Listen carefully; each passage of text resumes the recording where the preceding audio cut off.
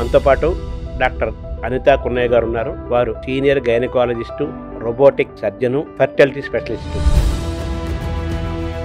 40 ఏళ్ల lady AI ద్వారా robotic దీంతో స్పెరమ్ ని పంపించి ఫస్ట్ బేబీ అంటున్నారు కదా, దీన్ని ఎలా చూస్తున్నారు? లేడీస్ కున్న ఎగ్స్ ని బయటకు తీసి, వీర్యాన్ని బయటకు తీసి ఎంబ్రియో ఫార్మేషన్ చేసి గర్భసంచి లోపల పెడతాము. కారణాలు ఏమైనా ఉండొచ్చు, ఫర్టిలిటీ రీజన్స్. ఎందుకు చేస్తున్నాము? గర్భసంచి బాగలేకపోవచ్చు, క్వాలిటీ ఆఫ్ లైఫ్ బాగలేకపోవచ్చు, స్పర్మ్స్ క్వాలిటీ బాగలేకపోవచ్చు. కొన్నిసారి ఎట్లా ఉంటుంది ఫర్టిలిటీ ప్రాబ్లమ్స్ అంటే,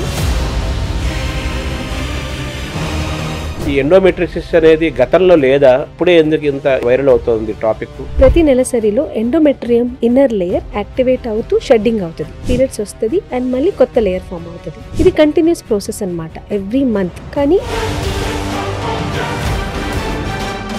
సార్, భవిష్యత్తులో ఎండోమెట్రిసిస్ పేషెంట్ సంఖ్య పెరిగే అవకాశం ఉందంటారా? ఇన్సిడెన్స్ అయితే ఉంది, కానీ డయాగ్నోసిస్ ఇంక్రీజ్ అవుతుందా? డెఫినెట్గా.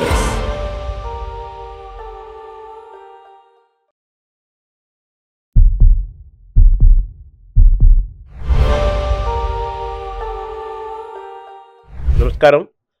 మనతో పాటు డాక్టర్ అనితా కున్నయ్య గారు ఉన్నారు. వారు సీనియర్ గైనకాలజిస్టు, అలాగే రోబోటిక్ సర్జను, ఫెర్టిలిటీ స్పెషలిస్టు. వారిని అడిగి ఈరోజు ప్రత్యేకంగా ఎండోమెట్రియోసిస్ గురించి తెలుసుకుందాము. ఇది చాలా ముఖ్యమైన అంశము. దీని పట్ల చాలా అవేర్నెస్ రావాల్సిన అవసరం కూడా ఎంతో ఉంది. మానసికంగాను, సామాజికంగాను, భౌతికంగాను, ఫిజికల్ గా, మెంటల్ గా, సోషల్ గా, హెల్త్ కు చాలా రిలేట్ అయిన సబ్జెక్టు ఈ ఎండోమెట్రియోసిస్. దీనిలో వారు చాలా ఎక్స్పర్ట్. ప్రత్యేకంగా ఎండోమెట్రియోసిస్ పైన వారు ప్రత్యేకమైన సర్వీస్ చేస్తారు. ఒక టీమ్ ఆఫ్ డాక్టర్స్ వర్క్ చేస్తున్నారు. కాబట్టి డాక్టర్ అనిత గారి ద్వారా ఎండోమెట్రియోసిస్ గురించి తెలుసుకుందాము. అలాగే ఆవిడ రోబోటిక్ సర్జన్, చాలా స్పెషలిస్ట్ రోబోటిక్ సర్జరీస్ లో కూడా. వారి ద్వారా ఇటీవలనే ఒక 40 ఏళ్ల లేడీ ఆర్టిఫిషియల్ ఇంటెలిజెన్స్ తోటి రోబోటిక్ దీని ద్వారా ఫర్టిలైజేషన్ జరిగి IVF జరిగింది ఏఐ ద్వారా. దీని గురించి కూడా తెలుసుకుందాం, ఈ టెక్నాలజీ గురించి కూడా తెలుసుకుందాం. ఈ 2 విషయాలు ఈరోజు ప్రత్యేకంగా అనిత గారి ద్వారా తెలుసుకుందాం. నమస్తే డాక్టర్ గారు. నమస్తే. ఫస్ట్ మనం ఈ 40 ఏళ్ల లేడీ ఏఐ ద్వారా రోబోటిక్ దీంతో స్పెరమ్ ని పంపించి సర్జరీ చేసి ఫస్ట్ బేబీ అని చెప్పి అంటున్నారు కదా, దీన్ని ఎలా చూస్తున్నారు మీరు రోబోటిక్ సర్జన్ గా? మనకి ఏదైనా టెక్నాలజీ వస్తే పర్ఫెక్షన్, ప్రిసిషన్ అంటాం మెడికల్ టర్మినాలజీలో. ఎర్రర్స్ రాకూడదు, మిస్టేక్స్ రాకూడదు, మిస్టేక్స్ అయినది తగ్గించాలి. ఈ రోబోటిక్ టెక్నిక్ కానీ ఆర్టిఫిషియల్ ఇంటెలిజెన్స్ ద్వారా మనము ఈ పర్ఫెక్షన్ ని చూస్తాం అన్నమాట. కొన్నిసార్లు హ్యూమన్ ఎర్రర్స్ ఉంటుంది, మిషన్ టెక్నాలజీ ఎర్రర్స్ ఉంటుంది. ఇది ఓవర్కమింగ్, ఇది సర్పాస్ చేసుకొని మనం దీనికైనా మించుగా ట్రీట్మెంట్ పేషెంట్స్కి ఇవ్వగలుగుతామా అని మనం ఆలోచించాలి. టెక్నాలజీ దానికే మారుతుంది. టెక్నాలజీ మారినప్పుడు మనకి ట్రీట్మెంట్ ఆస్పెక్ట్ కూడా మారుతుంది. అవుట్కమ్ పేషెంట్స్కి ఎక్సలెంట్ ఉండాలి, పేషెంట్స్కి రిజల్ట్స్ ఇవ్వాలి. ఇట్లాగే మనం మైక్రోస్కోపిక్ లెవెల్లో చూస్తే IVF ఫర్టిలిటీ ద్వారా ఇక కొత్త న్యూసే అయిపోయింది మీడియాలో, దట్ AI ద్వారా ఫస్ట్ బేబీ పుట్టింది మెక్సికోలో అని. నిజం చాలా తెలవాలంటే ఒక ప్రొసీజర్ ఉంటుంది ఏఐలో, IVFలో. అదేంటి, మనము లేడీస్ కున్న ఎగ్స్ని బయటకు తీసి, వీర్యాన్ని బయటకు తీసి ఎంబ్రియో ఫార్మేషన్ చేసి గర్భసంచి లోపల పెడతాము. కారణాలు ఏమైనా ఉండొచ్చు, ఫర్టిలిటీ రీజన్స్. ఎందుకు చేస్తున్నాము? గర్భసంచి బాగలేకపోవచ్చు, క్వాలిటీ ఆఫ్ లైఫ్ బాగలేకపోవచ్చు, స్పర్మ్స్ క్వాలిటీ బాగలేకపోవచ్చు. ఇవన్నీ ఇంప్రూవ్మెంట్ చేయడానికి ఎట్లాంటివి విధానంగా in vitro fertilization or IVF అని ట్రీట్మెంట్ ద్వారా జరుగుతుంది. కొన్నిసారి ఎట్లా ఉంటుంది ఫర్టిలిటీ ప్రాబ్లమ్స్ అంటే, సివియర్గా ఉంటుంది. అప్పుడు మనకి నంబర్ ఆఫ్ స్పర్మ్ కౌంట్స్ ఉండొచ్చు, ఎగ్ క్వాలిటీ ఉండొచ్చు, చాలా తక్కువ మట్టుకుంటుంది. ఇక్కడ selection of embryo, selection of sperms and eggs చాలా ఇంపార్టెంట్ అవుతుంది. ఈ టైంలో మనకి ప్రెసిషన్, ఎగ్జాక్ట్ అనాలిసిస్ కావాలి పడుతుంది. మంచి స్పర్మ్ని సెలెక్ట్ చేసుకోవాలి, మంచి ఎగ్ని సెలెక్ట్ చేసుకోవాలి. ఆ 2 ఎగ్ని సెలెక్ట్ చేసి ఒక ఎంబ్రియో లాగా ఫార్మేషన్ అయిన తర్వాత బయటికి గర్భసంచిలో పెట్టిన విధానంగానే IVF అన్నమాట. ఈ టెక్నాలజీలో ఇట్లాంటివి పేషెంట్స్కి మనము సక్సెస్ రేట్ ఇవ్వాలని AI ద్వారా యూస్ చేస్తారనమాట, ఆర్టిఫిషియల్ ఇంటెలిజెన్స్. ఇది ఏం చేస్తుంది? Precision of selection of sperms or eggs ని కొద్దిగా ఇంప్రూవ్ చేస్తుంది. ప్రొసీజర్ ఆఫ్ AI మన ICSI టెక్నిక్, ఎస్పెషల్లీ ICSI అంటే is a special technique of in vitro fertilization అంటాం మనం. ఈ టెక్నిక్ లో సెలెక్టివ్ గా ఒక స్పర్మ్ ని తీసుకోవాలి, మైక్రోస్కోప్ లో చూసుకొని సెలెక్టివ్ స్పర్మ్ తీసుకొని మంచి ఎగ్ ని తీసుకొని లోపల పెట్టాలి. It's a very microscopic procedure అన్నమాట. ఈ ప్రెసిషన్కి మనము ఆర్టిఫిషియల్ ఇంటెలిజెన్స్ టెక్నిక్స్ యూస్ చేసి ఈ విధానంగా ఇప్పుడు టెక్నాలజీ మారుతుంది కాబట్టి to improve the results AI is coming up. మాలో రోబోటిక్ అంటే సర్జరీ అంటే మనిషి ఆ రోబోటిక్స్ ని వాడుతూ సర్జరీని పిన్ పాయింటెడ్ గా చేస్తున్నారు ఇప్పటిదాకా. ఇప్పుడేం అసలు మనిషి అంటే హ్యూమన్ అవసరం లేకుండానే AI ప్లస్ రోబోటిక్స్ తో చేసిన జరిగింది అంటున్నారు కదా, ఇదే ఫస్ట్ అంటున్నారు. ఇప్పుడు పెరిగే అవకాశం ఉందా? మీరు కానీ ఇప్పుడు ఏమేం చేయబోతున్నారు? AI ఎలా ఉపయోగించుకోబోతోంది? ఏఐని టెక్నాలజీని చాలా గొప్పగా గుడ్ వేలో యూస్ చేయొచ్చు. AI టెక్నాలజీ ద్వారా మనము చెప్పాను కదా, హ్యూమన్ ఎర్రర్స్ ని తగ్గించి మెషిన్ ఎర్రర్స్ ని తగ్గించి క్వాలిటీ ఆఫ్ ఎగ్ స్పర్మ్స్ ని పెరగాలని AI టెక్నాలజీ యూస్ చేస్తాం. అనాలిసిస్ అవుతుంది, ఫైన్ మూమెంట్స్ కానీ ఫైన్ ప్రిసిషన్ కానీ, దాంతో పాటు మనము AI ఇంటెలిజెన్స్ తో రోబోటిక్ ఇంటెలిజెన్స్ లో యూస్ చేసి ప్రొసీడ్ అయిన టెక్నికే robotic technique or AI technique అంటాం. కానీ ఇంకా చాలా రీసెర్చ్ రావాలి sir. It is just the beginning. ఇంకా చాలా రీసెర్చ్ ఉంది, whether it's acceptable or no. ఇది ఒక ఎగ్జాంపుల్ పట్టుకొని మనము చాలా మందికి కంపేర్ చేయడానికి ఇప్పుడు ఇట్స్ టూ ప్రెమెచ్యూర్ అంటాం, ఇంకా too early to talk about. But yes, future may be like this. Hope for good for humanity. అంటే నేను అంటుంది, ఇప్పుడు డాక్టర్స్ యొక్క నీడ్ అవసరం ఉంది కదా భవిష్యత్తులో. అన్ని చేస్తే what is the place of human being? Sir ఏదైనా చెప్తే నేను ఒక మాట అందరికి చెప్తాను, ఎంత టెక్నాలజీ ఎంత ముందుకైనా వెళ్ళినా, మనం ఎంత స్పీడ్గా టెక్నాలజీని యూటిలైజ్ చేసినా మన లైఫ్లో human touch will always be human touch. అది AI ఆర్ మెషిన్ టచ్ ఉండదు కదా. So let us see how this artificial intelligence robotics it is giving lot of benefits, అక్కడ డౌటే లేదు. కానీ it may not replace the humanity, right?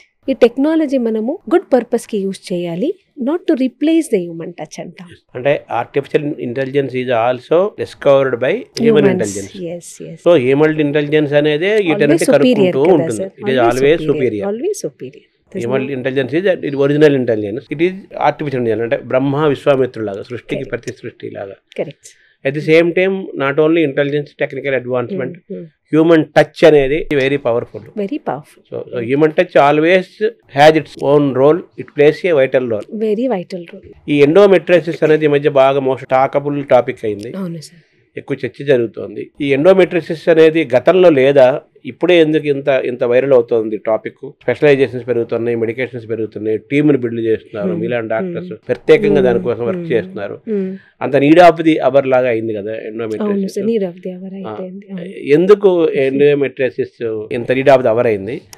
ఏంటా ఎండోమెట్రిసిస్? So ఈ questions అన్ని ఆన్సర్ చేయాలంటే మనం ఫస్ట్ ఎండోమెట్రిసిస్ అంటే ఏంటని తెలుసుకుందాము. నార్మల్ గా మన గర్భసంచిలో 3 లేయర్స్ ఉంటది. లోపల నుంచి బయటకు వస్తే ఇన్నర్ లేయర్ ఎండోమెట్రియం అంటాము, మధ్య భాగంలో మిడిల్ లేయర్ మయోమెట్రియం అంటాము, కవరింగ్ ఇస్ కాల్డ్ పెరిమెట్రియం అన్నమాట. ప్రతి నెలసరిలో ఎండోమెట్రియం ఇన్నర్ లేయర్ యాక్టివేట్ అవుతూ షెడ్డింగ్ అవుతుంది, పీరియడ్స్ వస్తుంది, అండ్ మళ్ళీ కొత్త లేయర్ ఫామ్ అవుతుంది. ఇది కంటిన్యూస్ ప్రాసెస్ అన్నమాట. Every month every women will get a periods. కానీ కొంతమందికి ఈ మెన్స్ట్రువల్ బ్లడ్ మన ఫాలోపియన్ ట్యూబ్ ఉంది కదా, ఫాలోపియన్ ట్యూబ్ ద్వారా స్పిల్ అవుతూ లోపలికి వెళ్ళి అక్కడ కూడా గ్రోత్ అవ్వచ్చు. అంటే endometriosis is nothing but ectopic endometrial gland గర్భసంచి లేయర్ నార్మల్ పొజిషన్ లో కాకుండా బయటకెళ్ళి అక్కడ గ్రోత్ అయితే దానికి మనం ఎండోమెట్రియోసిస్ అంటాం. సింపుల్ లాంగ్వేజ్ లో చెప్పాలంటే ఇది వన్ ఆఫ్ ద థియరీస్ అన్నమాట. This is the probability, endometriosis ఎందుకు వస్తుంది అని చెప్పిన కామన్ ఎక్స్ప్లెనేషన్ అన్నమాట. కానీ అక్కడ గ్రోత్ అయితే ఏంటి, బాడీ డిఫెన్స్ మెకానిజం లేదా అని మనం నెక్స్ట్ మైండ్ లో థింక్ చేస్తాం. నేచర్ చాలా మంచిగా మన బాడీని, హ్యూమన్ బాడీని క్రియేట్ చేసింది.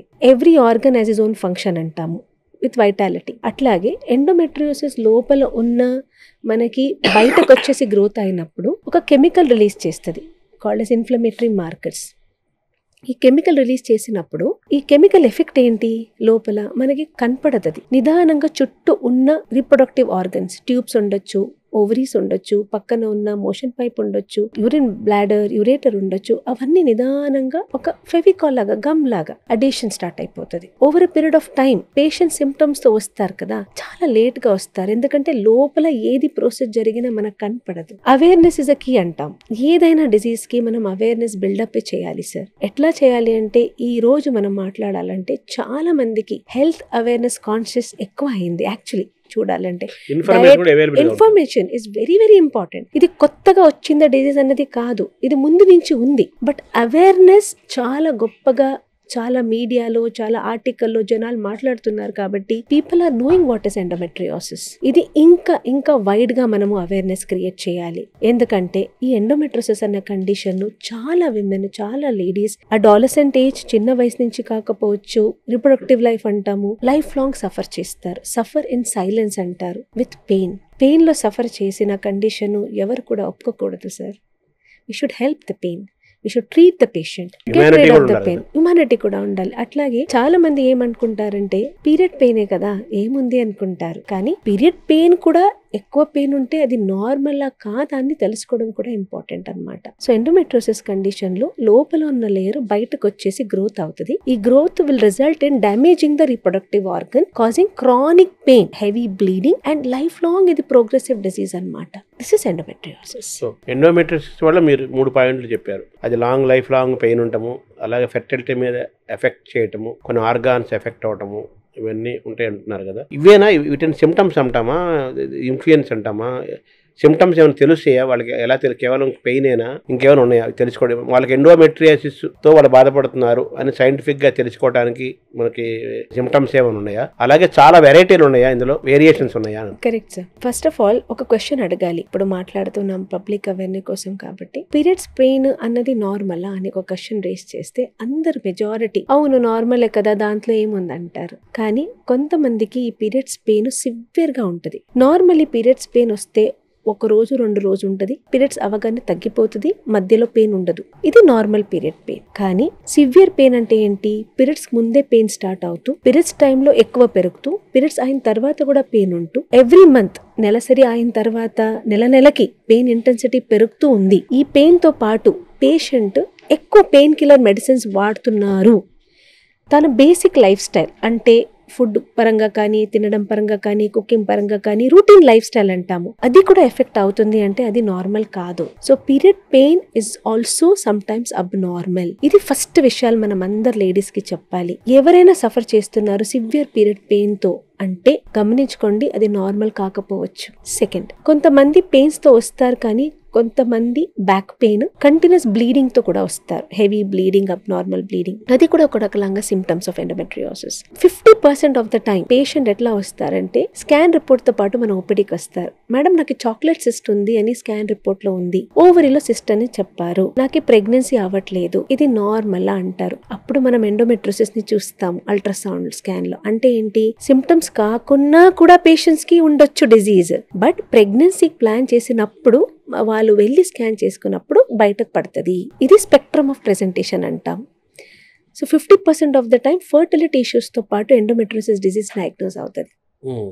ఫోర్త్ పాయింట్, కొంతమందికి ఎట్లా అంటే నార్మల్ మోషన్ టైంలో పెయిన్స్ రాదు, పీరియడ్ టైంలో మోషన్ పెయిన్ చాలా తక్కువ మందికి ఉంటుంది. కానీ ఎండోమెట్రియోసిస్ అన్నది ఏదైనా గర్భసంచి బ్యాక్ సైడ్ అంటే రెక్టమ్ అండ్ యూట్రస్ అంటాం, ఈ మధ్యలో గ్రోత్ అయితే మోషన్ పైప్ కూడా ఎఫెక్ట్ అవుతూ డిఫికేషన్ పెయిన్, painful defecation అంటాం. That is also kind of endometriosis symptoms only. And fifth most important thing మనం నెగ్లెక్ట్ చేయకూడదు, సిగ్గుతో పాటు కానీ, పర్సనల్ ఫ్యామిలీ కంప్లైంట్ తో కానీ, ఇంటర్ పర్సనల్ అంటే కపుల్స్ ఇష్యూ కానీ వాళ్ళు బయటకి ఎప్పుడు కూడా చెప్పుకోరు, ఫ్యామిలీతో కూడా డిస్కస్ చేయరు. యాక్చువల్లీ పెయిన్ఫుల్ ఇంటర్ కోర్స్ అంటాము. ఫిజికల్ రిలేషన్ కూడా పెయిన్ లో ఉంటది, ఎందుకంటే ఈ డిజీజ్ అనేది గర్భసంచి చుట్టూ ఉన్న స్ట్రక్చర్ ని ఎఫెక్ట్ చేస్తుంది. కాబట్టి painful inter course may also be the symptom. అంటే ఇన్ఫెక్షన్ వల్ల పైన, ఎండోమెట్రియోసిస్ వల్ల పైన అనేది ఆ డిఫరెన్స్ కూడా తెలుసుకోలేరు కదా? తెలుసుకోలేరు సార్, అది ఎగ్జామినేషన్ చేసి ఇన్వెస్టిగేషన్ చేస్తే తెలుస్తుంది అనమాట. చాలా మంది మనకి ఓపీడీలో వచ్చినప్పుడు ఇట్లాంటివి మెజారిటీ ఆఫ్ సిమ్టమ్స్తో వస్తారు. By the time they come చాలా లేట్గా ఉంటుంది, ఎందుకంటే పీరియడ్స్ పెయిన్ని నార్మల్ అనుకుంటారు, heavy bleeding normal, hormone changes అది తిన్నారు ఇది తిన్నారు హీట్ వల్ల అది ఇది అనుకుంటారు. పిల్లలు కాకపోవచ్చు కొంతమందికి, లేదులే వెళ్ళి టెస్ట్ చేసుకో 2 years కదా నార్మల్ కదా ఇది నార్మల్ అంటారు. కానీ పెయిన్ఫుల్ మోషన్ అండ్ ఈ కొంత మైనర్ ఫైండింగ్స్, మైనర్ సిమ్టమ్స్ కూడా చెప్పలేకపోతారు, డిస్కస్ చేయకపోతారు. అప్పుడు కూడా ఈ సిమ్టమ్స్ మనం నెగ్లెక్ట్ చేస్తూ, డిజీజ్ అన్నది ఇన్ఫ్లమేషన్ ద్వారా చుట్టూ ఉన్న ఆర్గన్స్ ని డ్యామేజ్ చేస్తుంది. కాబట్టి పెయిన్ అనేది మేజర్ సిమ్టమ్ అన్నమాట.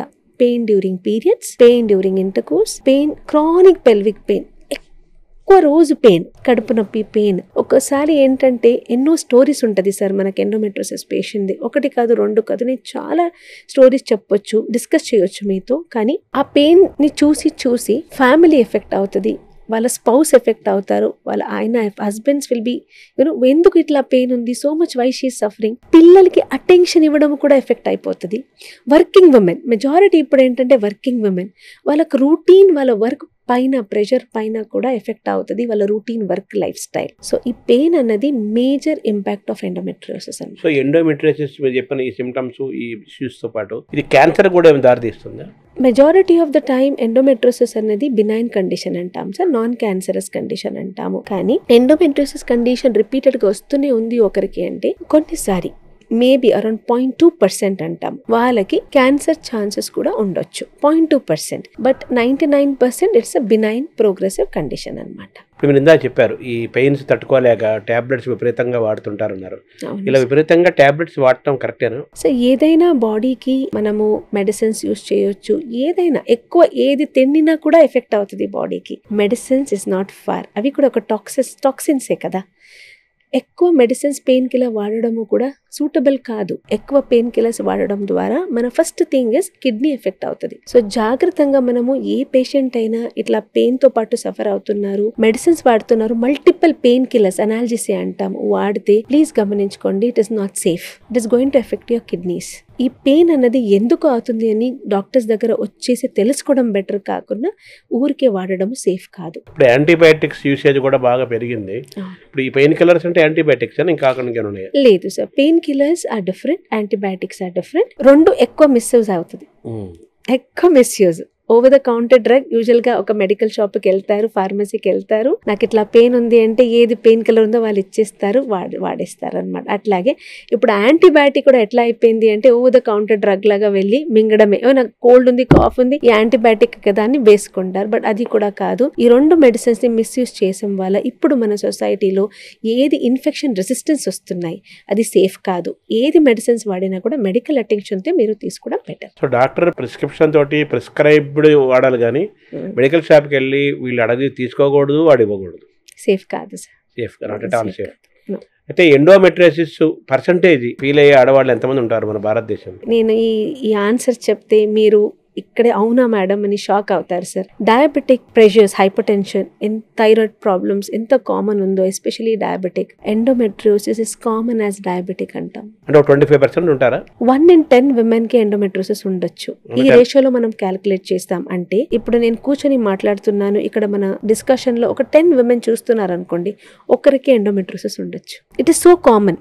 బట్ ఎట్ కామన్ ఉన్నా కూడా ఈ విషయాలు బయటకు ఎందుకు పడదు ఆల్రెడీ మీకు డీటెయిల్ గా ఎక్స్ప్లెయిన్ చేశాను నేను. బికాస్ నార్మల్ అనుకుంటాం సిమ్టమ్స్ ని. So 1 in 10 women like diabetic women suffer with endometriosis, but silent గా సఫర్ చేస్తారు. అంటే గతంతో పోల్చుకుంటే ఉమెన్స్ టుగెదర్, ఇయర్స్ టుగెదర్, మనిషి ఎవాల్యూషన్ లో వందల వేల సంవత్సరాలతో పోల్చుకుంటే కనీసం అట్లీస్ట్ 100 years నుంచి పాత వాళ్ళతో పోల్చుకుంటే ఇప్పుడు ఇవి పెరిగిందంటారు. అది ఇన్సిడెంట్స్ పెరగలేదు, బట్ డయాగ్నోసిస్ పెరుగుతుంది, అవేర్నెస్ పెరుగుతుంది, నాలెడ్జ్ పెరుగుతుంది. అప్పుడు ఏంటంటే పెయిన్ ఉన్నా కూడా హోమ్ రెమెడీస్ అంటాం కదా, ఇంట్లో ఉన్న ఏదేది రెమెడీస్ ఉందో అది వాడుతూ పెయిన్ ని తగ్గించుకొని రెస్ట్ తీసుకోవడమే మనకు ట్రీట్మెంట్ అన్నమాట.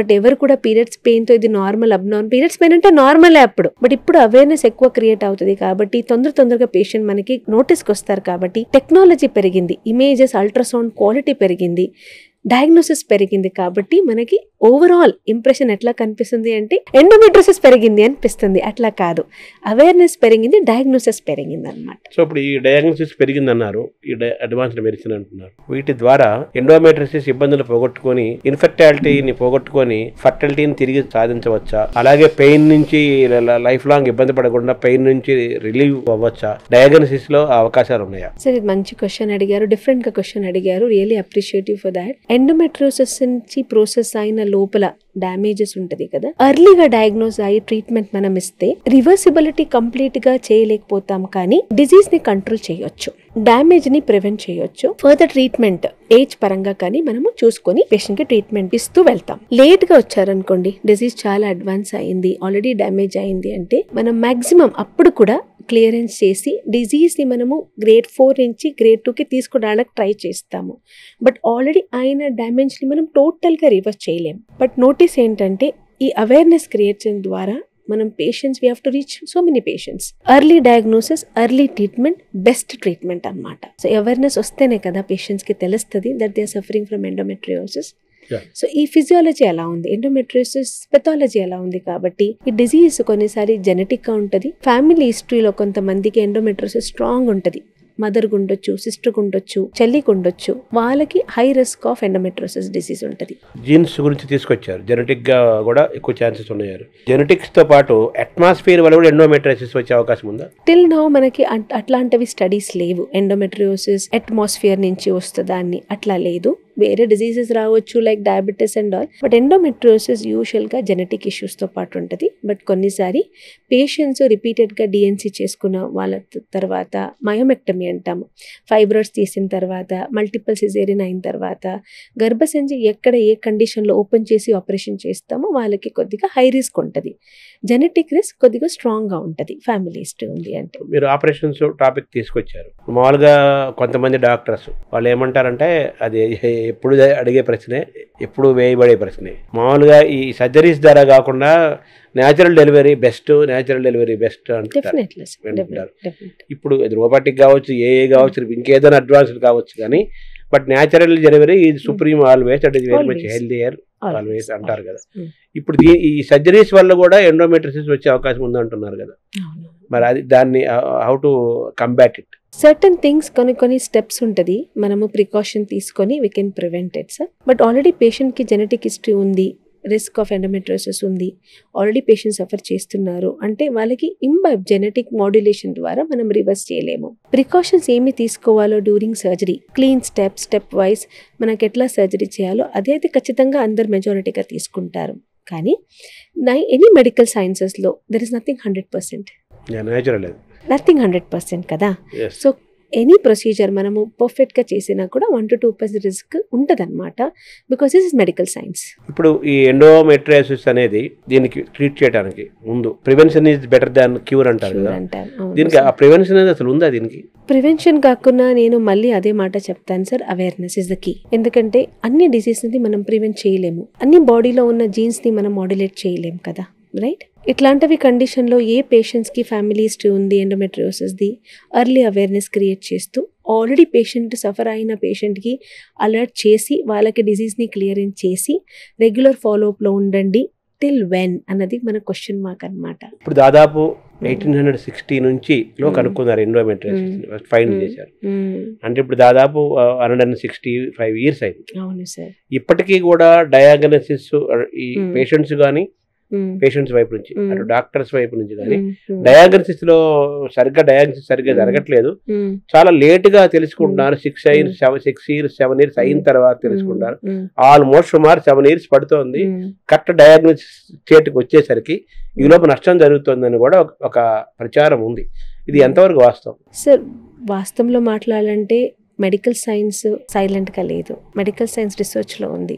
ఇప్పుడు వరకు ఈ రోజు కూడా చాలా రీసెర్చ్ పేపర్స్ వస్తున్నాయి బయటకి. ఎందుకు ఎండోమెట్రియోసిస్, ఎవరికి ఎక్కువ ఉండొచ్చు, దేనికి అని జెనెటిక్గా టిష్యూ ఇంజనీరింగ్ ద్వారా చాలా రీసెర్చ్ అవుతూనే ఉంది. కానీ కొన్ని కండిషన్స్, ఇప్పుడు నేను ఒకటి మీకు కాజ్ ఆఫ్ ఎండోమెట్రియోసిస్ చెప్పాను, రెట్రోగ్రేడ్ మెన్స్ట్రువల్ సైకిల్ అంటాము. ఇది కాకుండా మనకి ఇంకా థియరీస్ ప్రపోజల్స్ ఉంటుంది. వేరే థియరీ ప్రపోజల్స్ అంటే డీనోవో ఎండోమెట్రియోసిస్ అంటాము. మీరు ఆశ్చర్యం పడతారు ఇప్పుడు నేను చెప్తే, ఎండోమెట్రియోసిస్ లంగ్స్ లో కూడా వస్తుంది.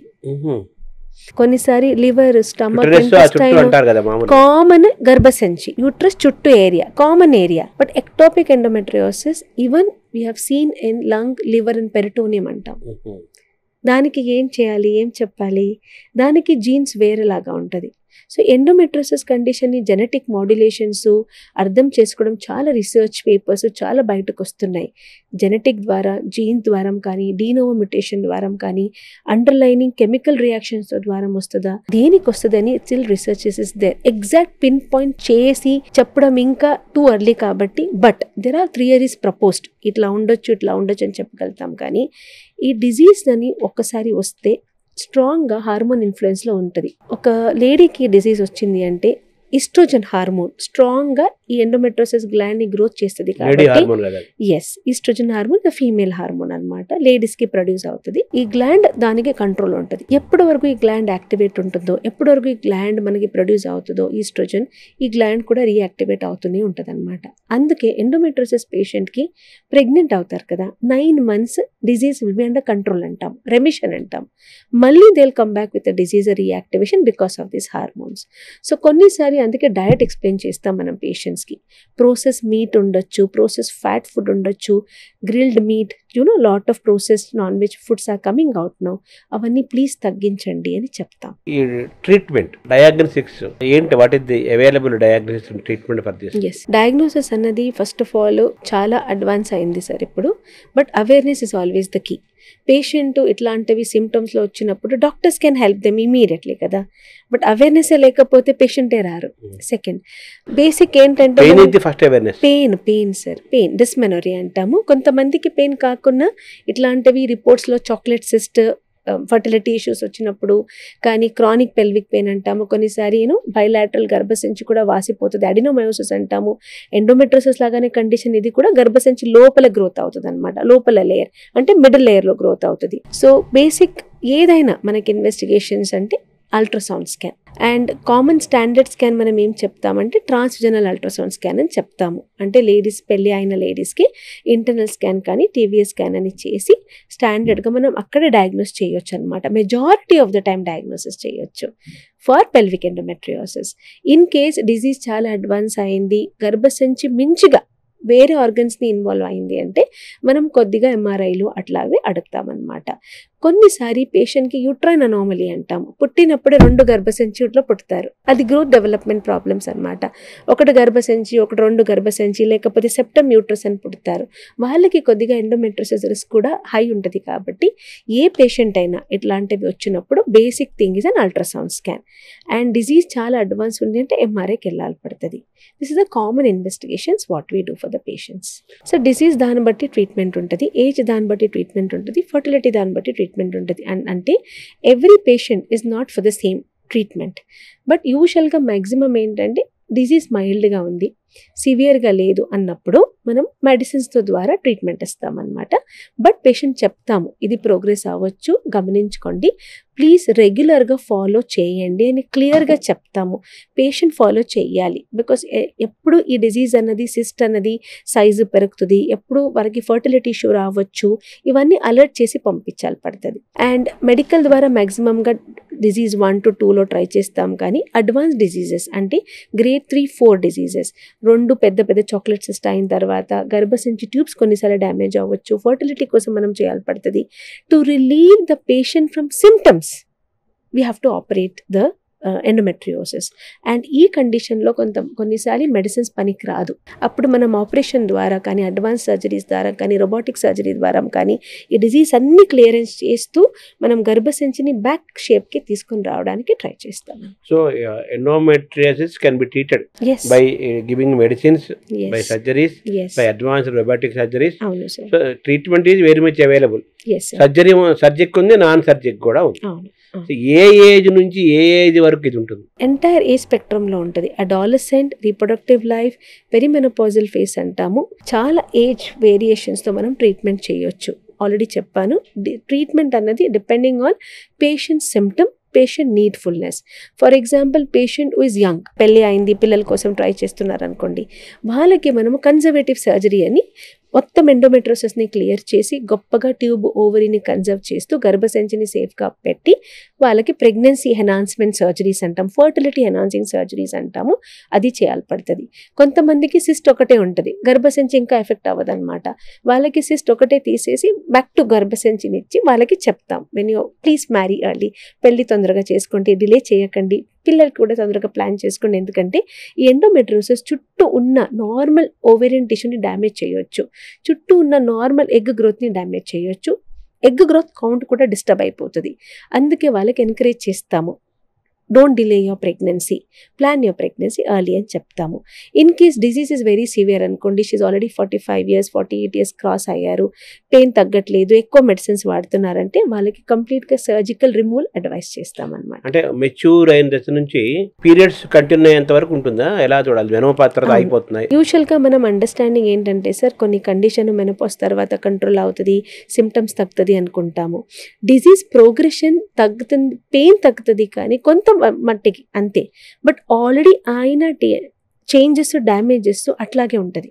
సో అందుకే ఇట్లాంటివి పేషెంట్ కొన్నిసార్లు మెనోపాజ్ స్టేజ్కి వచ్చినా కూడా వాళ్ళు బ్లీడింగ్ ప్రాబ్లంతో పాటు పెయిన్తో ప్రాబ్లంతో పాటు వస్తారు.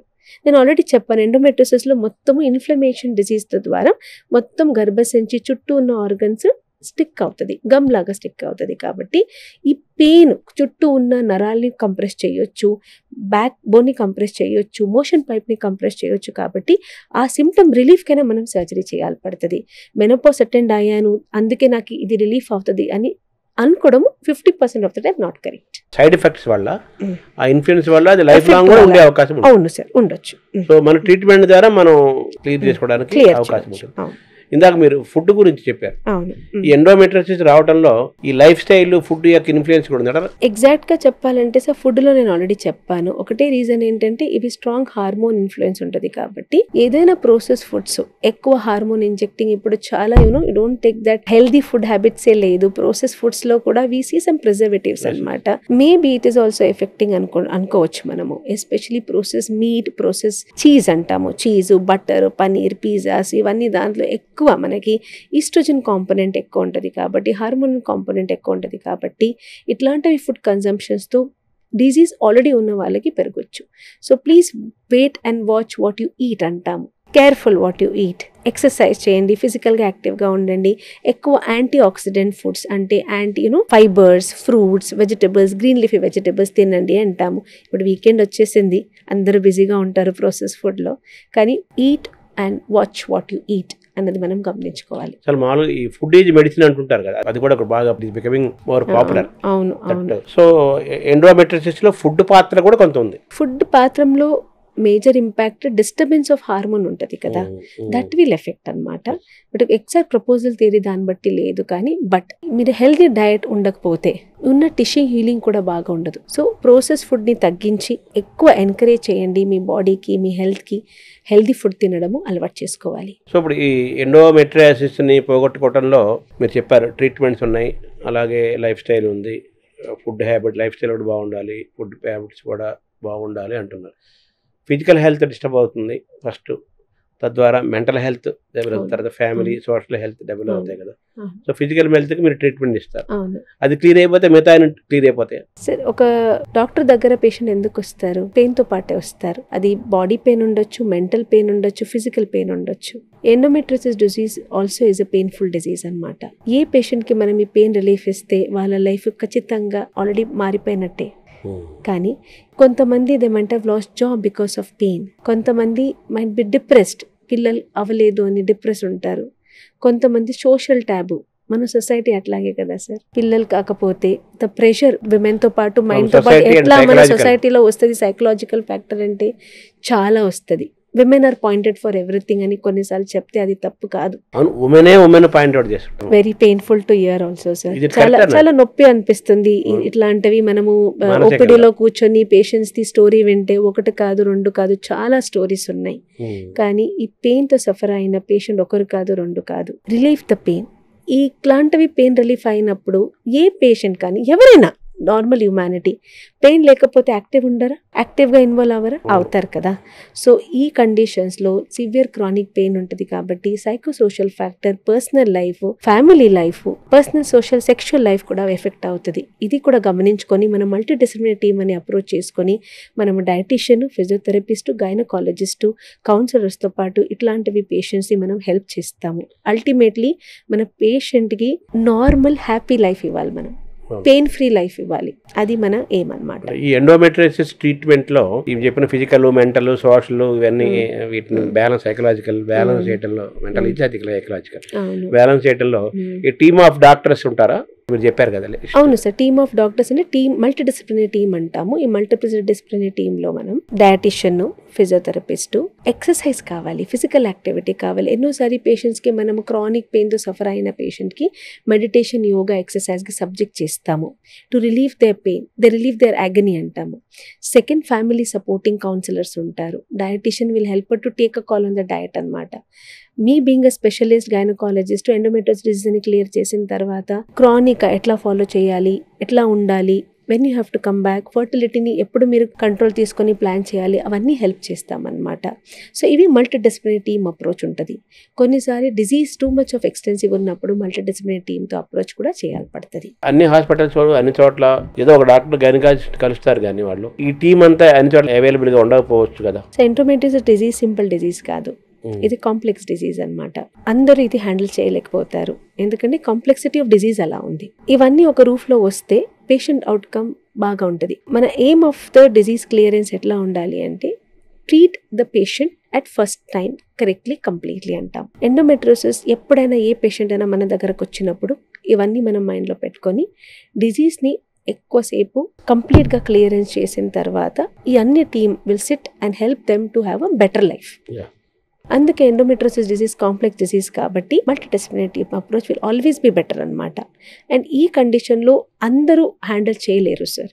Only certain endometriotic specialist only can handle this disease. ఇప్పుడు ఎండోమెట్రియోసిస్ అనగానే మీరు సర్జరీ, నాన్ సర్జరీ రెండు చెప్పారు. దాంట్లో సర్జరీ అంటే జనం భయపడతారు. అవును సార్, చాలా వినటానికి కూడా సైకలాజికల్ కూడా ఏడుస్తారు కొంత. సో అటువంటిది సర్జరీస్ అనేది లేకుండా మనం మామూలుగా ఈ మెడిసిన్స్ వాటి ద్వారా ఎండోమెట్రియోసిస్ ట్రీట్ చేసే ఒక అడ్వాన్స్డ్ మెడిసిన్ డెవలప్మెంట్ భవిష్యత్తులో జరిగే అవకాశం ఉందా? సో కొన్ని మెడిసిన్స్ ఆల్రెడీ ఉంది మార్కెట్లో, బట్ అవన్నీ high doses of hormone medicines అనమాట. కానీ ఈ మెడిసిన్స్ ఇస్తే ఓన్లీ నేను చెప్పాను ముందే మైల్డ్ డిసీజెస్కి పనిచేస్తుంది, సివియర్ డిసీజెస్కి పని చేయదు.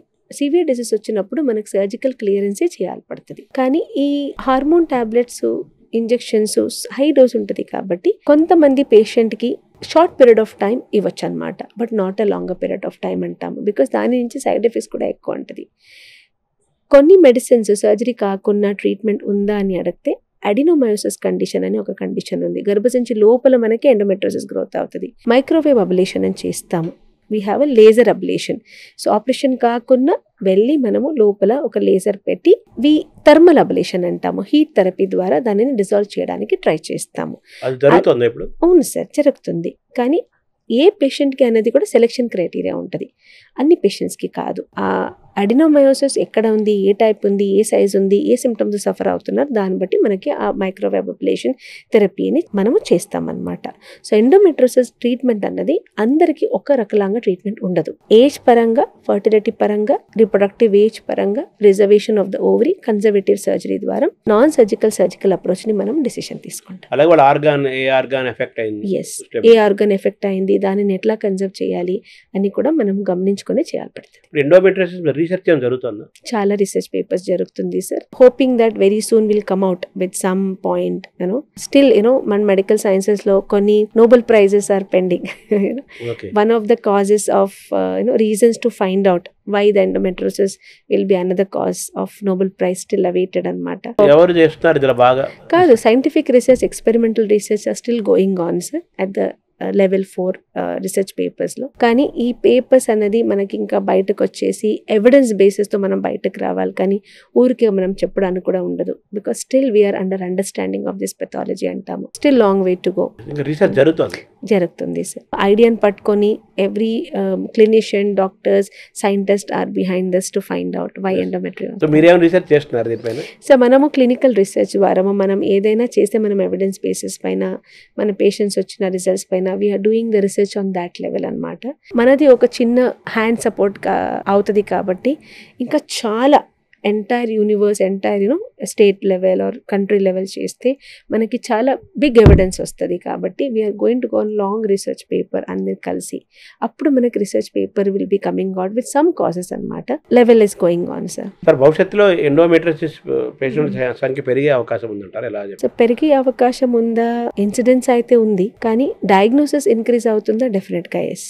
బికాస్ పేషెంట్స్ ఇప్పుడు అవేర్నెస్ క్రియేట్ అయిందనుకోండి, అర్లీగా వస్తారు, సిమ్టమ్స్ దాన్ని బట్టి అర్లీగా వస్తారు, అల్ట్రాసౌండ్ ఇమేజెస్ చేస్తాము, అర్లీగా డయాగ్నోసిస్ అవుతుంది, అర్లీగా ట్రీట్మెంట్ వస్తే patient life span will be good, patient outcome will be good, happy life style can lead by 45 to 50 years. Imagine మీకు ఎవ్రీ మంత్ ఒక చిన్న మినీ డెలివరీ లాగా అవుతుంది, పీరియడ్స్ టైంలో ఉంటే ఎట్లా ఉంటుంది? ఇది ఇట్లాగే ప్రతి నెలసారి 45-50 years వరకు ఉంది అంటే ఎట్లా ఉంటుంది? తట్టుకోలేకపోతారు సార్, చాలా సఫర్ అవుతారు లేడీస్ దీని కండిషన్. ఆల్మోస్ట్ 10% అన్నారు కదా, 1 into 10 women సార్.